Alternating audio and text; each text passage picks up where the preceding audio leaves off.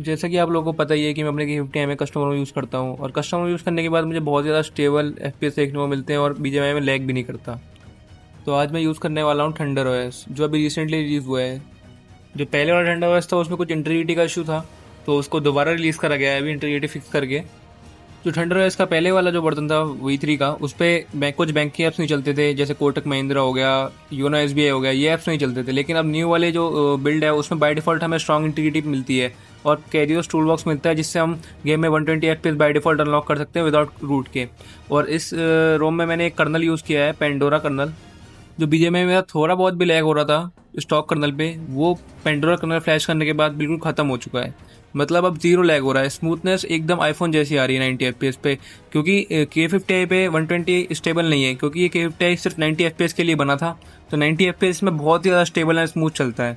आप आगे मैं आपको इसका गेम प्ले वीडियो भी दिखा दूंगा विद FPS मीटर। उससे पहले बात करते हैं कस्टम रोम आपको डाउनलोड कहाँ से करनी है और फ्लैश कैसे करनी है। तो कस्टम रोम फ्लैश करने के लिए सबसे पहले आपको अपने डिवाइस का बूट रन अनलॉक करना होगा।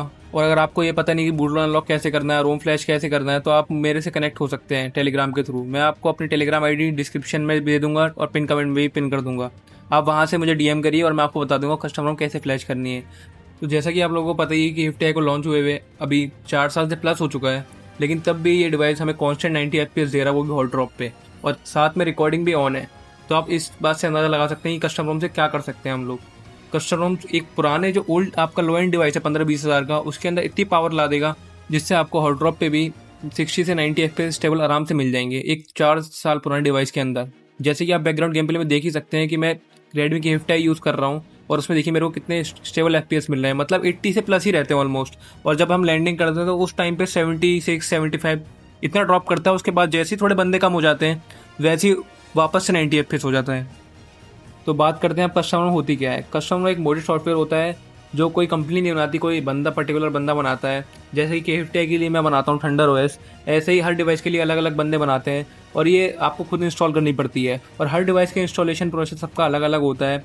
और बाकी मैं इस फील्ड में कम से कम 7-8 साल से हूँ, तो मेरे को इस टाइम पे अब तक सारे डिवाइस का नॉलेज है कि कौन सी रोम कैसे फ्लैश होगी। और अगर आपका कोई और डिवाइस है K50i के अलावा, तो आप उसमें भी कस्टम रोम यूज़ कर सकते हो। और अगर आपको कुछ भी नहीं आता कस्टम रोम के बारे में, कुछ भी पता नहीं है, तो आप मेरे से कनेक्ट हो सकते हो। ये रहा मेरा ग्रुप। बाकी मैं इसका लिंक डिस्क्रिप्शन में भी दे दूंगा और कमेंट में भी पिन भी कर दूंगा। आप वहाँ से ज्वाइन करके आप मुझे टैग करके पूछ सकते हो ग्रुप में आगे कस्टम रोम कैसे फ्लैश करनी है, कैसे यूज़ करनी है। और ये कस्टम रोम यूज़ करने के बाद आपका अगर 15-20 हज़ार का डिवाइस होगा कोई भी, तो उसके अंदर इतने अच्छे FPS मिलेंगे कि आप खुद यकीन नहीं कर पाओगे। क्योंकि ये जो कंपनीज रहती हैं, इनके जो फ़ोन्स रहते हैं वो स्टार्टिंग के टाइम पे तो बहुत अच्छा परफॉर्म करते हैं, मतलब आपको स्टेबल FPS देखने को मिलेंगे एकदम। अगर 90 FPS एकदम स्टेबल 90 FPS देखने को मिलेंगे। लेकिन जैसे ही आपके 6-7 महीने हो जाएंगे डिवाइस को लिए, उसके बाद आपको ये सिक्योरिटी पैच अपडेट देंगे एक छोटा सा 300-400 MB का। जैसे ही आप वो अपडेट करोगे उसके बाद आपका लैग, हीटिंग इशू, ये सब होने लगेगा डिवाइस में। तो यही मेरे साथ हुआ था। मैंने K50i लिया था, स्टार्टिंग के टाइम पे तो बहुत अच्छे 90 FPS दे रहा था एकदम स्टेबल। लेकिन एक सिक्योरिटी पैच अपडेट आया था एक MIUI 13 पे, उसके बाद से मेरा 67 FPS पे स्टक होने लगा था फ़ोन।